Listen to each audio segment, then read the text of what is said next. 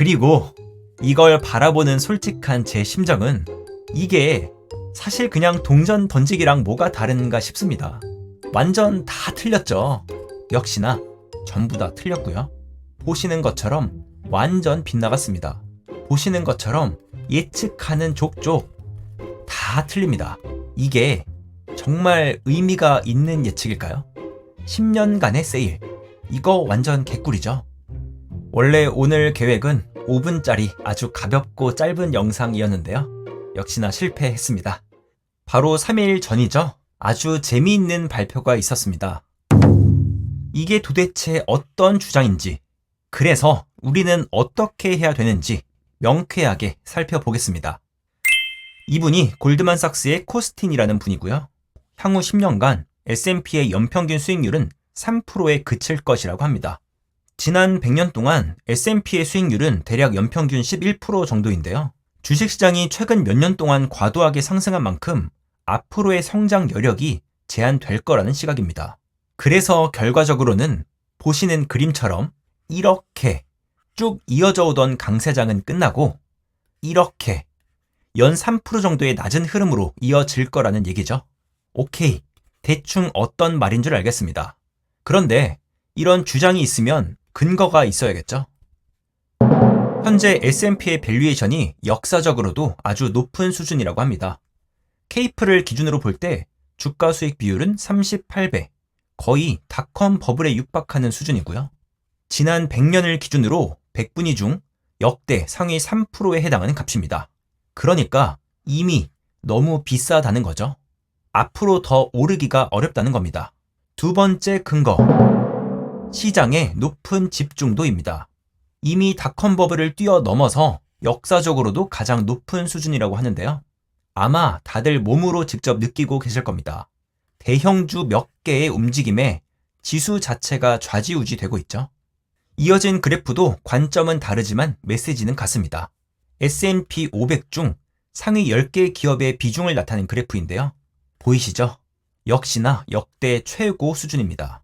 상위 10개 기업의 비중이 S&P 중 거의 40%를 차지하고 있습니다. 특히나 진짜 문제는 S&P의 최근 성장이 전부 여기서만 나왔다는 겁니다.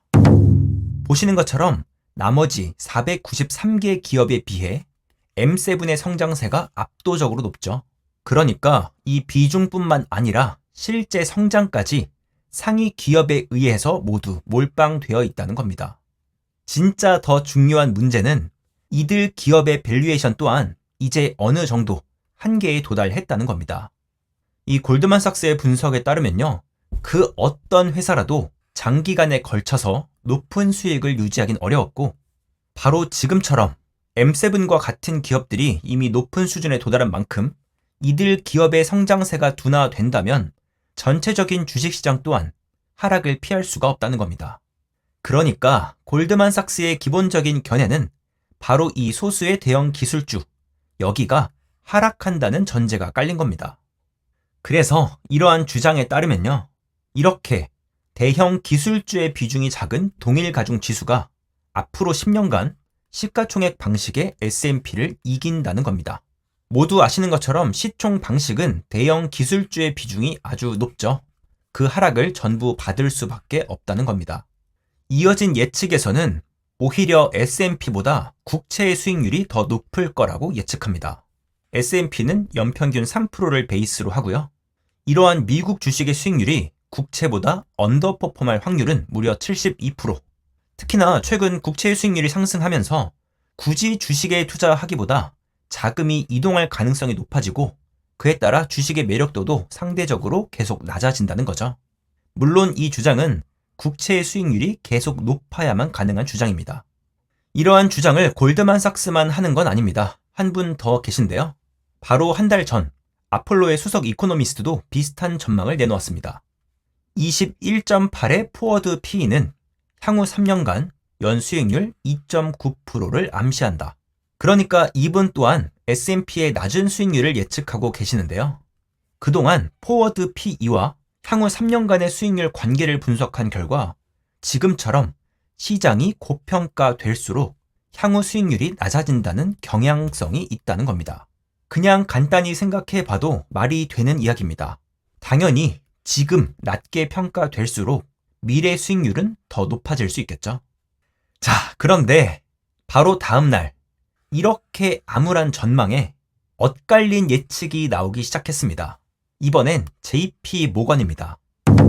이게 실제 JP 모건의 보고서고요. 간단히 내용을 살펴보자면 미국 대형 주식 S&P죠. 6.7%의 수익률을 기록할 것으로 예상됩니다. 미국 대형 기업의 경우 더 높은 매출과 수익이 뒷받침될 것입니다. 앞으로 AI로 인해 생산성, 경제 성장이 더더욱 촉진될 것입니다. 앞서 봤던 골드만과는 정반대의 입장이죠. 고평가된 것도 맞지만 펀더멘탈이 뒷받침해 줄 거라는 이야기입니다. 자, 그래서 이 JP 모건의 주장을 정리해 보면요. 시장이 고평가 아니냐? 그건 맞다.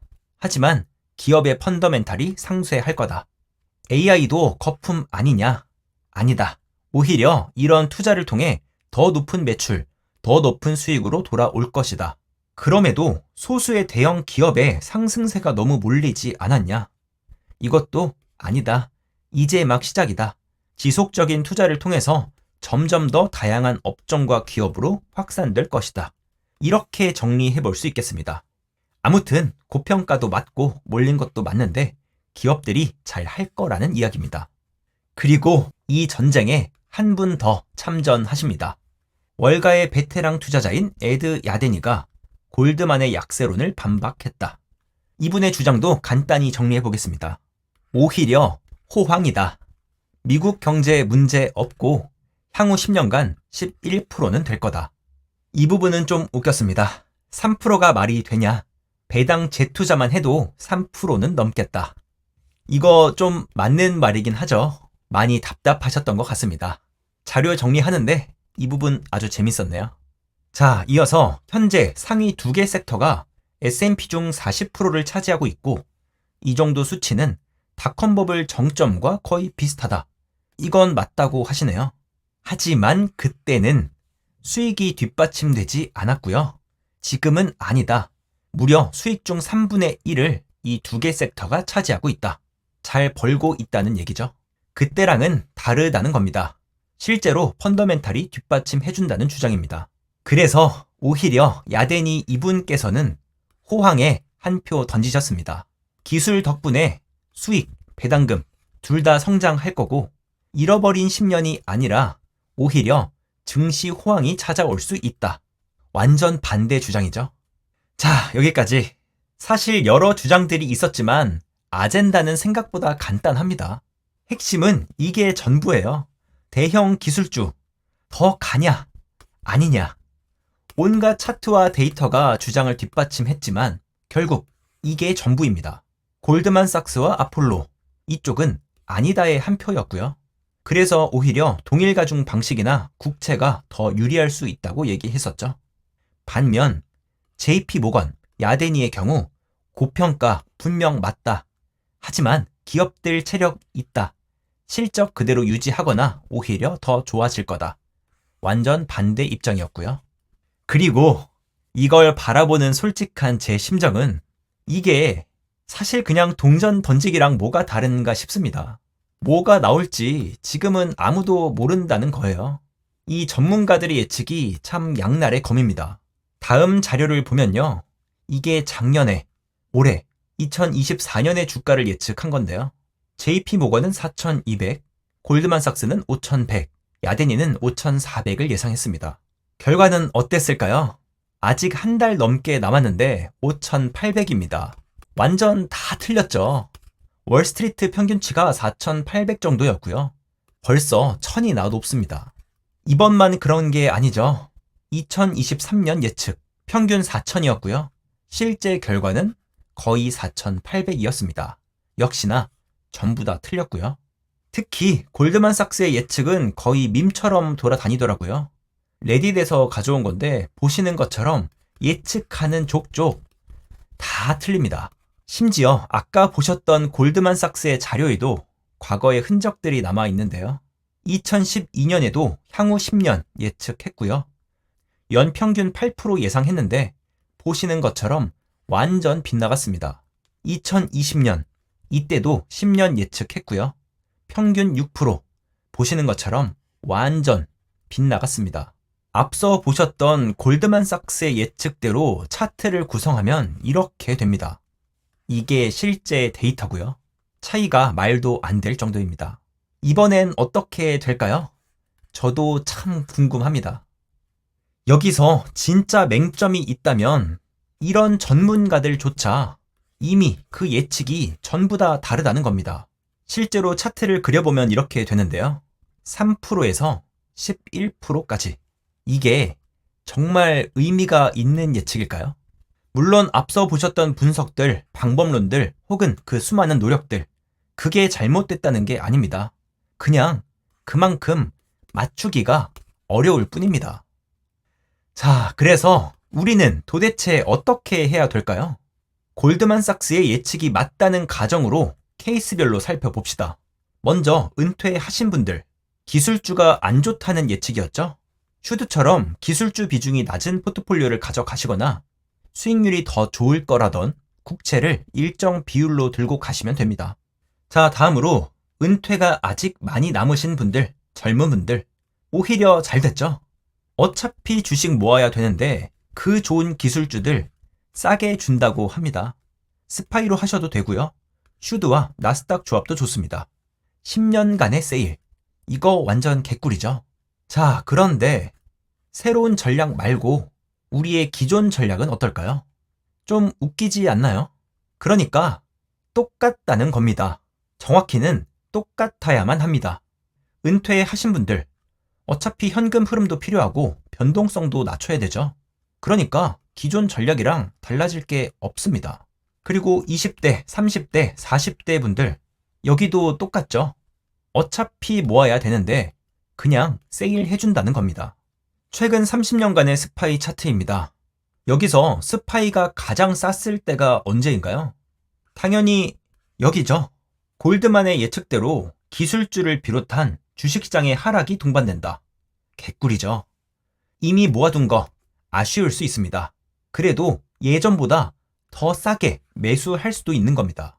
그런 변동성이 싫다면 슈드도 좋은 선택이겠죠. 보시는 것처럼 예나 지금이나 기술주 비중이 적어서 닷컴 버블 때도 오히려 떨어졌고요. 최근에도 많이 그랬죠. 반대로 닷컴 버블 하락 때는 오히려 올랐습니다. 이렇게 가져가시면 되죠. QQQ랑 같이 담아서 비중 조절하셔도 되고요. 사실 지금까지 봤던 내용들, 애초에 포트폴리오를 설계할 때 모두 고려했던 내용이었죠. 그러니까 달라질 게 하나도 없다는 겁니다. 정확히는 없어야 한다는 겁니다. 이 짤만큼 좋은 걸 찾지 못했네요. 이게 맞죠? 대비를 잘 했으면 대응할 필요가 없습니다. 그러니까 이런 시장의 노이즈에 휩쓸리지 마시고 잘 분산된 포트폴리오로 장기 투자하세요. 대응하지 말고 대비하시고요. 나가서 그냥 운동하시면 됩니다. 원래 오늘 계획은 5분짜리 아주 가볍고 짧은 영상이었는데요. 역시나 실패했습니다. 오늘도 긴 영상 봐주셔서 감사드립니다. 감사합니다. 짐투리였습니다.